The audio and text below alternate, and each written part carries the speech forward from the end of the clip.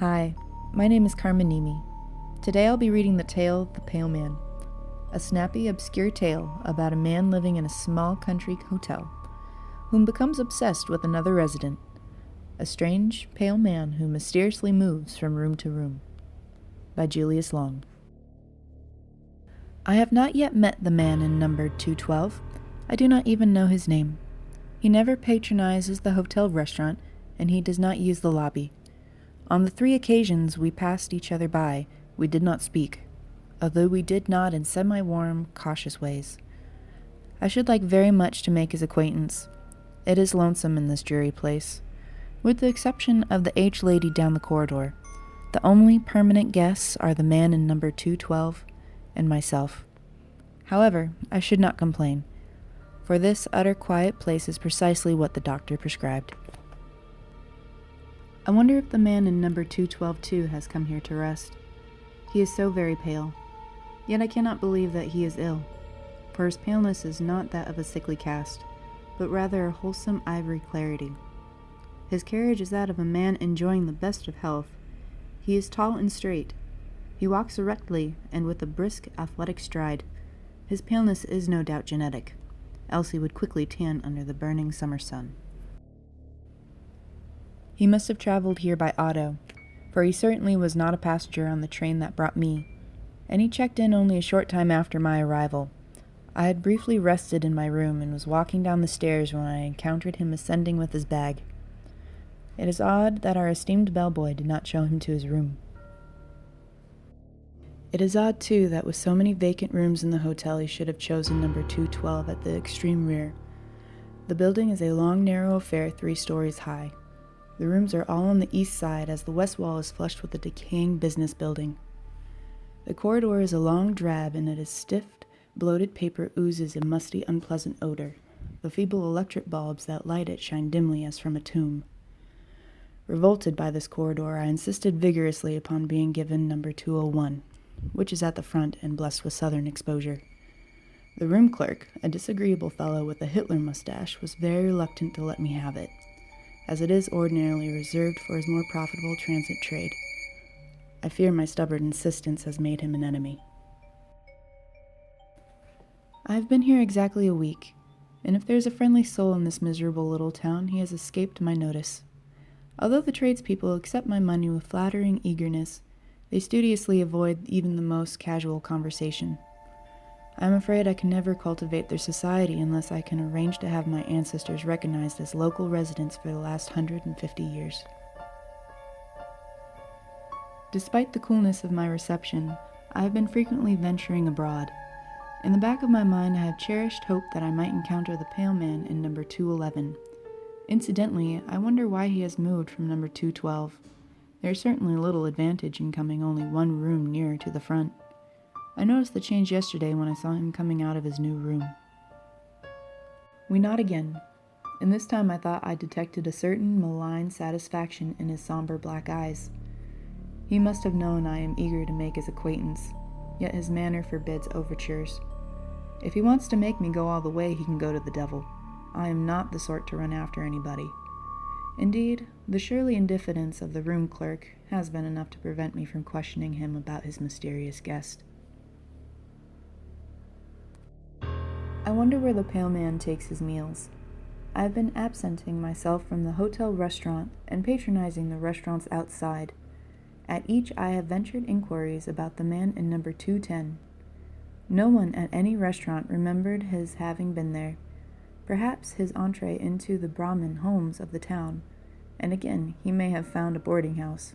I shall have to learn if there be one. The pale man must be difficult to please. He has again changed his room. I am baffled by this conduct. If he is so desirous of locating himself more conveniently in the hotel, why does he not move to number 202, which is the nearest available room to the front? Perhaps I can make his inability to locate himself permanently an excuse for starting a conversation. "I see we are closer neighbors now," I might casually say. But that is too banal. I must await a better opportunity. He has done it again. He is now occupying number 209. I am intrigued by his little game. I waste hours trying to fathom its point. What possible motive could he have? I should think he would get on the hotel people's nerves. I wonder what our combination bellhop chambermaid thinks of having to prepare 4 rooms for a single guest. If he were not stone deaf, I would ask him. At present, I feel too exhausted to attempt such an enervating conversation. I am tremendously interested in the pale man's next move. He must either skip a room or remain where he is. For a permanent guest, a very old lady occupies number 208. She has not budged from her room since she has been here, and I imagine that she does not intend to. I wonder what the pale man will do. I await his decision with the nervous excitement of a devotee of the track on the eve of a big race. After all, I have so little diversion. Well, the mysterious guest was not forced to remain where he was, nor did he have to skip a room. The lady in number 208 simplified matters by conveniently dying. No one knows the cause of her death, but it is generally attributed to old age. She was buried this morning. I was among the curious few who attended her funeral. When I returned home from the mortuary, I was in time to see the pale man leaving her room. Already, he has moved in. He favored me with a smile whose meaning I have tried in vain to decipher. I cannot but believe he meant it to have some significance. He acted as if there were between us some secret that I failed to appreciate.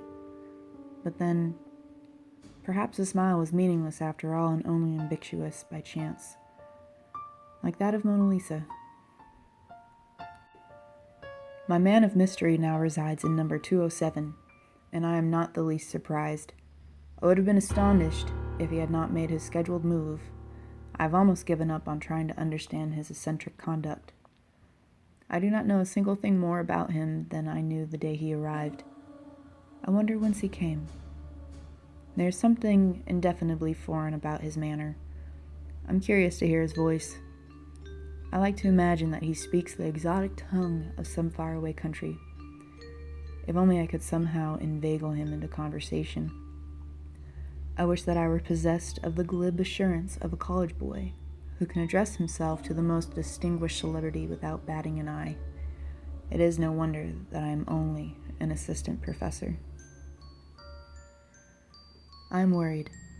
This morning I woke to find myself lying prone upon the floor. I was fully clothed. I must have fallen exhausted there after I returned to my room last night. I wonder if my condition is more serious than I had expected. Until now, I had been inclined to discount the fears of those who have pulled a long face about me. For the first time, I recall the prolonged handclasp of the president when he bade me goodbye from the university. Obviously, he never expected to see me alive again. Of course, I am not that unwell. Nevertheless, I must be more careful. Thank heaven I have no dependents to worry about. I have not even a wife, for I was never willing to exchange the loneliness of a bachelor for the loneliness of a husband. I can say in all sincerity that the prospect of death does not frighten me. Speculation about life beyond the grave has always bored me. Whatever it is, or is not, I'll try to get along. I have been so preoccupied about the sudden turn of my own affairs that I have neglected to make note of the most extraordinary incident. The pale man has done an astounding thing. He has skipped 3 rooms and moved all the way to number 203. We are now very close neighbors. We shall meet oftener, and my chances for making his acquaintance are now greater. I have confined myself to my bed during the last few days, and I have had my food brought to me. I even called the local doctor, whom I suspect to be quack. He looked me over with professional indifference and told me not to leave my room. For some reason, he does not want me to climb stairs. For this bit of information, he received a $10 bill which, as I directed him, he fished out of my coat pocket. A pickpocket could not have done better. He had not been gone long when I was visited by the room clerk. The worthy suggested with a great show of kindly concern that I use the facilities of the local hospital. It was so modern and all that. with more firmness than I have been able to muster in a long time. I gave him to understand that I intend to remain where I am. Frowning sullenly, he stiffly retired. The doctor must have paused long enough downstairs to tell him a pretty story. It is obvious that he is afraid I shall die in his best room. The pale man is up to his old tricks. Last night when I tottered down the hall, the door of number 202 was ajar. Without thinking, I looked inside. The pale man was sitting in a rocking chair, idly smoking a cigarette. He looked up into my eyes and smiled that peculiar, ambiguous smile that has so deeply puzzled me. I moved down the corridor, not as much mystified as annoyed. The whole mystery of the man's conduct is beginning to irk me. It is all so insane, so utterly lacking in motive. I feel that I shall never meet the pale man, but at least I'm going to learn his identity. Tomorrow I shall ask the room clerk and deliberately interrogate him. I know now. I know the identity of the pale man, and I know the meaning of his smile. Early this afternoon I summoned the room clerk to my bedside. "Please tell me," I asked abruptly, "who is the man in number 202? The clerk stared warily and uncomprehendingly. You must be mistaken. That room is unoccupied. "Oh, but it is," I snapped in irritation. "I myself saw the man there only 2 nights ago. He is a tall, handsome fellow with dark eyes and hair. He's unusually pale. He checked in the day that I arrived." The hotel man regarded me dubiously, as if I were trying to impose upon him. But I assure you there is no such person in the house. As for his checking in when you did, you were the only guest we registered that day. "What? Why? I've seen him 20 times. First he had number 212 at the end of the corridor. Then he kept moving towards the front. Now he's next door in number 202. The room clerk threw up his hands. You're crazy, he exclaimed, and I saw that he meant what he said. I shut up at once and dismissed him. After he had gone, I heard him rattling the knob of the pale man's door. There is no doubt that he believes the room to be empty. Thus it is that I can now understand the events of the past few weeks. I now comprehend the significance of the death in number 207. I even feel partially responsible for the old lady's passing. After all, I brought the pale man with me. But it is not I who fixed his path. Why he chose to approach me, room after room, through the length of this dreary hotel, why his path crossed the threshold of the woman in number 207, those mysteries I cannot explain. I suppose I should have guessed his identity when he skipped the 3 rooms the night I fell unconscious upon the floor. In a single night of triumph, he advanced until he was almost to my door. He will be coming by and by to inhabit this room, his ultimate goal. When he comes, I shall at least be able to return his smile of grim recognition. Meanwhile, I only have to wait beyond my bolted door. The door swings slowly open.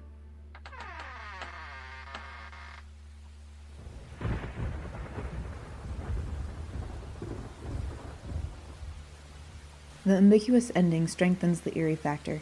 It is well within the tradition of Edgar Allan Poe with a previous century feel about it. It personifies death in a new and imaginative way that captures its heartlessness for the terminally ill. Is the pale man a figment of the professor's imagination? Or did the professor, due to reasons unknown, snapped and killed other guests and used the pale man as an alter ego? For he did say, "After all, I brought the pale man with me."